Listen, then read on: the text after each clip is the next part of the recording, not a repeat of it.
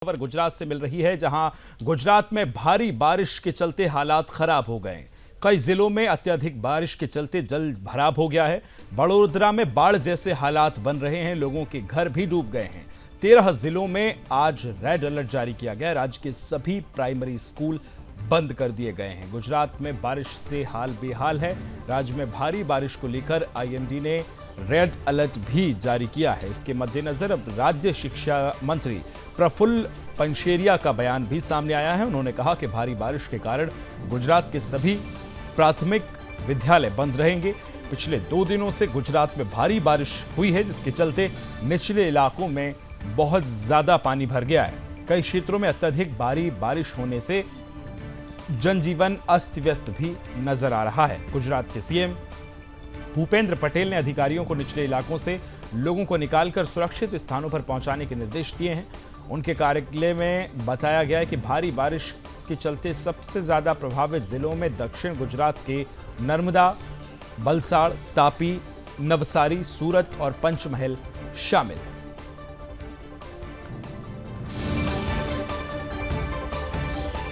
खबर को विस्तार देंगे, सहयोगी उत्कल मेरे साथ जुड़ गए। उत्कल, किस तरह से लगातार बारिश जो है, आफत की बारिश वहां बरस रही है, क्या सुरक्षा व्यवस्थाएं की गई हैं और कहां-कहां आज भी रेड अलर्ट जारी किया गया है?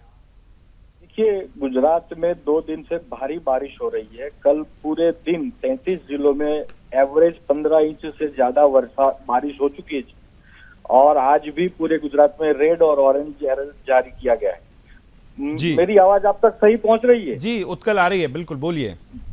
हाँ, तो आज भी बारिश की संभावनाओं को देखते हुए गुजरात सरकार ने कल ही गुजरात की सारी शालाओं में, प्राथमिक और उच्च माध्यमिक शालाओं में छुट्टी घोषित कर दी गई है और एहतियातन के तौर पर एनडीआरएफ की पूरे जिले में 33 जिलों में तैनात की गई है। जी। तो सुरक्षा चौक संबंध की गई है ताकि कोई जानहानि न हो और पशुओं का जानमाल का नुकसान न हो। ये भी आपसे जानना चाहेंगे, ये लगातार जो जलस्तर बढ़ रहा है और जो खासकर नर्मदा के आसपास तटीय इलाके हैं या निचले इलाके हैं, वहां किस तरह से रेस्क्यू ऑपरेशंस चलाए जा रहे हैं? सीएम की तरफ से भी निर्देश हैं कि निचले इलाके से लोगों को शिफ्ट किया जाए। देखिए, दक्षिण गुजरात और सौराष्ट्र कच्छ में स्थिति बहुत विकट है। वहां ज्यादा बारिश हुई है, तो निचले इलाके हैं, वहां लोगों को रेस्क्यू कराने का काम कल से ही शुरू किया गया था। मुख्यमंत्री कंट्रोल रूम में स्वयं उस परिस्थिति को नियंत्रित कर रहे हैं और उनका हवाई दौरा भी कल से गुजरात में हो रहा है।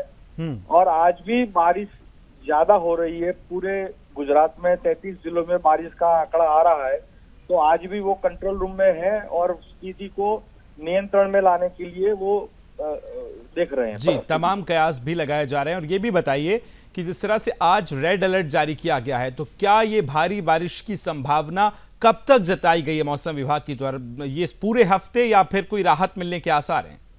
5 दिन के लिए रेड और ऑरेंज अलर्ट जारी किया गया है। अभी हवामान विभाग कह रहा है कि आने वाले 3 दिन में भी गुजरात में ज्यादा मध्यम बारिश होती रहेगी और लोगों को एहतियातन के तौर पर कहा गया है कि आपको जरूरी काम न हो तब तक बाहर न निकलें।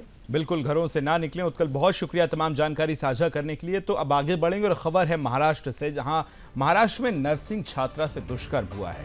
रत्नागिरी में ऑटो वाले ने एक दुष्कर्म को अंजाम दिया है। दुष्कर्म के बाद सड़क पर उसको फेंक दिया है। पुलिस को बेहोशी की हालत में एक छात्रा मिली है अस्पताल में, जिसको भर्ती किया है। मेडिकल रिपोर्ट का इंतजार किया जा रहा है। घटना के बाद लोगों में आक्रोश व्याप्त है।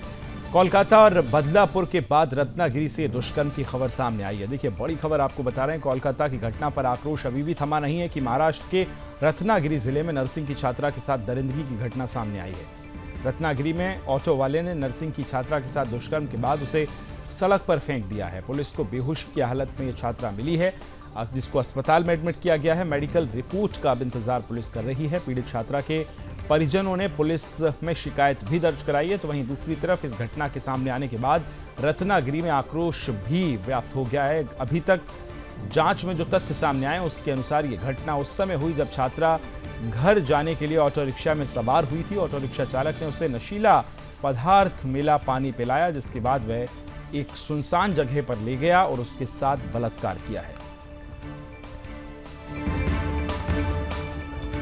देखिए आपको किस तरह से ये बड़ी खबर सामने निकल कर आई है, जिस तरह से कोलकाता रेप और मर्डर केस अभी चल रहा है और उसके बाद महाराष्ट्र से एक और नर्सिंग छात्रा से दुष्कर्म का मामला सामने आया है, जहां रत्नागिरी से यह खबर है, जहां ऑटो वाले ने दुष्कर्म को अंजाम दिया है।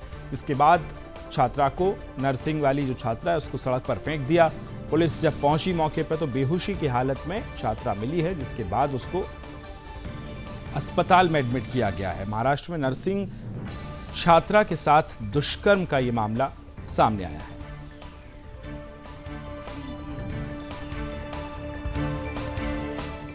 मध्य प्रदेश के छतरपुर के कोतवाली थाने में पत्थरबाजी कांड के बाद अब लगातार पुलिस के द्वारा सख्त कार्रवाई की जा रही है।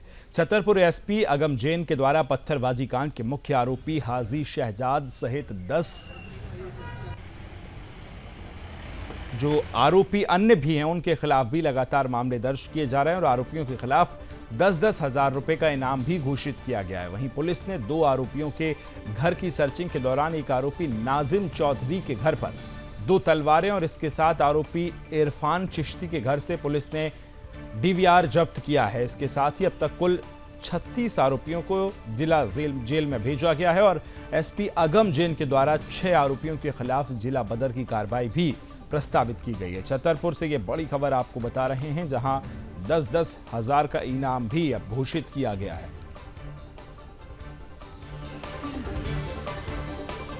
मामले में अब तक कुल 36 आरोपियों को जेल हुई है। आपको ये भी बताएं कि छतरपुर पत्थरबाजी कांड में पुलिस की सख्त कार्रवाई, जो मुख्य आरोपी है उसका घर भी जमींदोज किया गया और उसके बाद अब अन्य जो फरार आरोपी हैं उनके खिलाफ 10-10 हजार का इनाम भी घोषित किया गया है। तो पुलिस इस पूरे मामले में सख्त बनी हुई नजर आ रही है।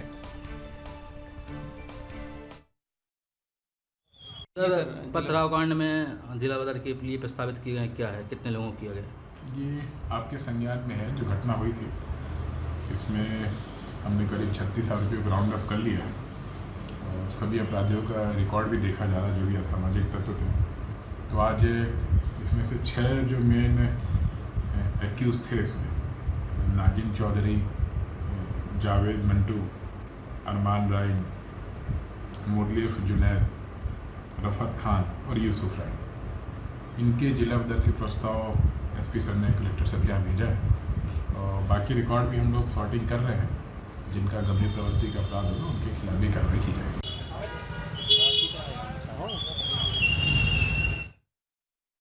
देर रात तेज रफ्तार सफारी गाड़ी ने 5 महिलाओं को कुचल दिया है। घटना सोमवार की रात 11:30 बजे की बताई जा रही है।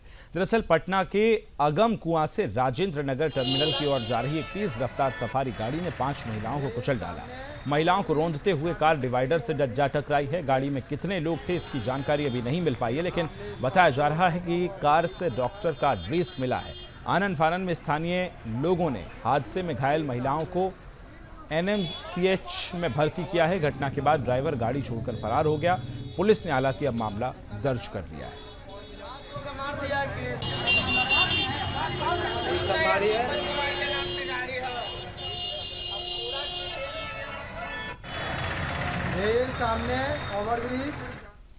हिमाचल प्रदेश विधानसभा का आज मॉनसून सत्र आज से शुरू हो रहा है। सत्र शुरू होने से पहले ही पुलिस ने सुरक्षा का मोर्चा संभाला है। सत्र के दौरान इस बार सुरक्षा के कड़े इंतजाम किए गए। सुरक्षा का जिम्मा पुलिस और होमगार्ड के साथ ही क्यूआरटी के जवानों के कंधों पर रहेगा। विधानसभा में 600 पुलिस जवानों के अलावा होमगार्ड और क्यूआरटी के जवान भी 24 घंटे तैनात रहेंगे। यही नहीं, इस बार विधायकों के पीएसओ और चालक विधानसभा के बाहर रहेंगे।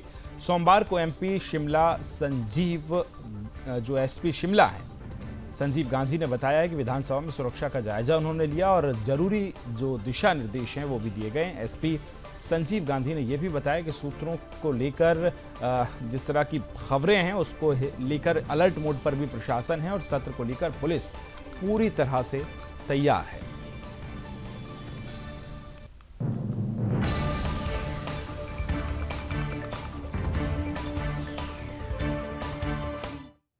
उसमें सुरक्षा और यातायात संचालन के जितने भी जो बेसिक प्रीमाइस हैं विधानसभा सत्र के लिए जिस प्रकार से किए जाते हैं उनकी पूरी तैयारियां कर ली गई हैं। सुरक्षा जो है उसमें 3 टायर सिक्योरिटी सिस्टम जो है यहाँ पर एक्टिवेटेड रहेगा, जिसमें जो डिस्ट्रिक्ट पुलिस की जो रिस्पॉन्सिबिलिटी रहती है उसको हम पूरी तरह से निर्वहन करेंगे।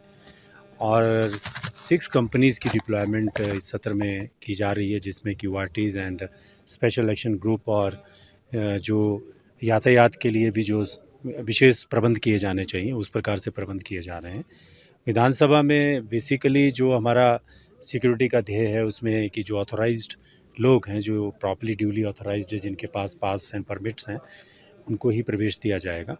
और इसके अलावा जो है जो पुलिस और सुरक्षा बलों के लिए जो डिफाइंड है, पहले से ही पैरामीटर्स डिफाइंड है, जो नियम 140 के अंतर्गत जो जिस प्रकार से संचालन किया जाना चाहिए उसको हम प्रॉपर्ली एग्जीक्यूट करेंगे। और जो प्रवेश द्वार हैं वो डिफरेंट जो हमारे हैं उनमें जो एंट्री का जो प्रोविज़न है वो भी सुनिश्चित करवाया जाए। विभव कुमार की जमानत याचिका पर सुप्रीम कोर्ट में सुनवाई होनी है। दिल्ली कोर्ट से खारिज हुई थी विभव की याचिका। आपको बताएं कि राहत देने का कोई ग्राउंड नहीं है, ये भी जज ने कहा था। स्वाति मालीवाल से मारपीट का ये मामला सामने आया था। 18 मई को गिरफ्तार कर जेल भी भेजा गया था। स्वाति मालीवाल से मारपीट के मामले में सीएम केजरीवाल के पीए विभव कुमार की जमानत याचिका पर आज सुप्रीम कोर्ट में सुनवाई होगी। इससे पहले 2 और 7 अगस्त को कोर्ट में सुनवाई हो चुकी है। इस दौरान जस्टिस सूर्यकांत, जस्टिस दीपांकर दत्ता और जस्टिस उज्जवल भुइयां की बेंच ने पूछा है कि क्या मुख्यमंत्री का आवास निजी बंगला है। हमें इस बात की हैरानी है कि क्या इस तरह के गुंडों को सीएम आवास में काम करना चाहिए। कोर्ट ने विभव के वकील अभिषेक मनु सिंघवी से तीखे सवाल भी किए थे। इससे पहले दिल्ली हाईकोर्ट ने 12 जुलाई को विभव को बेल देने से इनकार किया था। जस्टिस अनूप कुमार मेहंदी रत्ता ने कहा था कि आपको जमानत देने का कोई ग्राउंड नहीं बनता।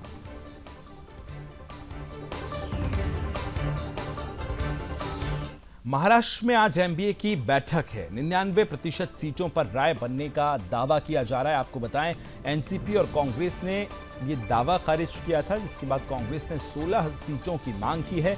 फिलहाल सहमति अभी बनती नजर नहीं आ रही है। संजय राउत के दावों को कांग्रेस और एनसीपी दोनों ने खारिज कर दिया है। महाराष्ट्र कांग्रेस के प्रवक्ता अतुल लोंढे ने कहा है कि मुंबई या राज्य की किसी अन्य सीट को लेकर कोई राय अभी नहीं बनी है। कांग्रेस ने 16 सीटों की मांग की है। फिलहाल किसी सीट पर सहमति नहीं बन पाई है। वहीं आपको बताएं, एनसीपी के प्रवक्ता महेश तापसे ने कहा है कि हम 8 सीटों पर नजर रख रहे हैं। हमारे पास एक विधायक था, नवाब मलिक, लेकिन अब हमारे पास कोई विधायक नहीं है।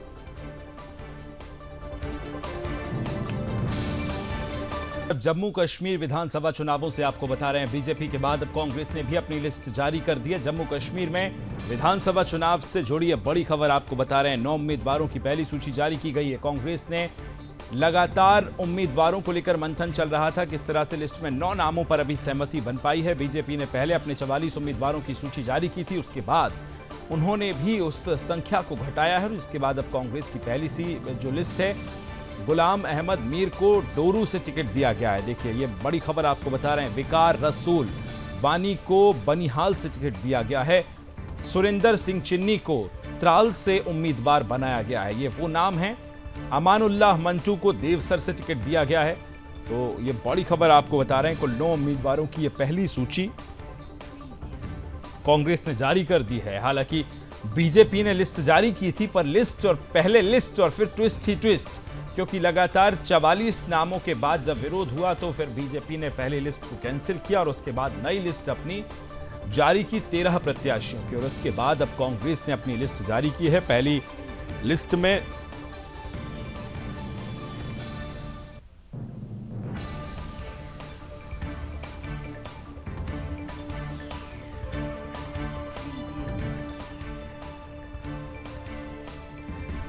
तो 9 उम्मीदवारों की ये लिस्ट जारी की गई है। आपको बताएं कि एनसी और कांग्रेस का जो गठबंधन को लेकर सवाल खड़े किए जा रहे थे, बीच में सूत्रों से ये भी खबर आई कि गठबंधन टूट सकता है, लेकिन फिलहाल यहां बात बनती नजर आ रही है। 51 सीटें ऐसी हैं जो एनसी यानी नेशनल कॉन्फ्रेंस के खाते में जाती नजर आ रही हैं। ये प्रस्ताव जो है एनसी की तरफ से रखा गया था, फारूक अब्दुल्ला की तरफ से, और उसके बाद 36 सीटों पर कांग्रेस की सहमति बनती नजर आई है। तो इस तरह से गठबंधन में कुल 51 और 36 का ये फॉर्मूला तय किया गया है एनसी और कांग्रेस के गठबंधन को लेकर। एक तरफ बीजेपी जो है, बीजेपी भी अपनी लिस्ट जारी कर चुकी है। ऐसे में कांग्रेस हालांकि लिस्ट में थोड़ी पीछे रही है, क्योंकि नामों को लेकर लगातार मंथन, और मंथन से पहले ये बड़ा डिस्कशन था कि क्या गठबंधन जो किया गया है फारूक अब्दुल्ला और एनसी यानी नेशनल कॉन्फ्रेंस और कांग्रेस की तरफ से, जब राहुल गांधी और मल्लिकार्जुन खड़गे कश्मीर पहुंचे थे तो सबसे पहले उन्होंने मुलाकात फारूक अब्दुल्ला से की थी और उसके बाद लग रहा था कि गठबंधन होगा। लेकिन बीच में कुछ ऐसी खबरें आई कि सीट शेयरिंग के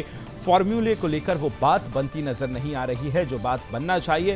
लेकिन उसके बाद कांग्रेस ने बातचीत की और सीट शेयरिंग का जो फॉर्मूला है वो 51 और 36 में तय हुआ। यानी 51 यानी 51 सीटें एनसी नेशनल कॉन्फ्रेंस के खाते में जा रही हैं और 36 सीटें कांग्रेस के पास रह रही हैं। और 9 उम्मीदवारों की पहली लिस्ट जो है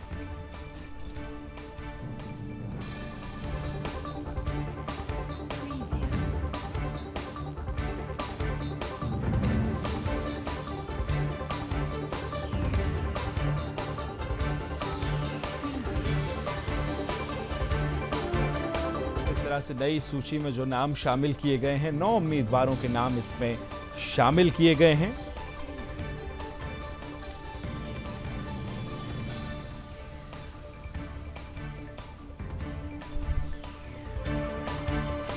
नदीम शरीफ को भी टिकट दिया है, शेख रियाज को डोडा से टिकट दिया गया है।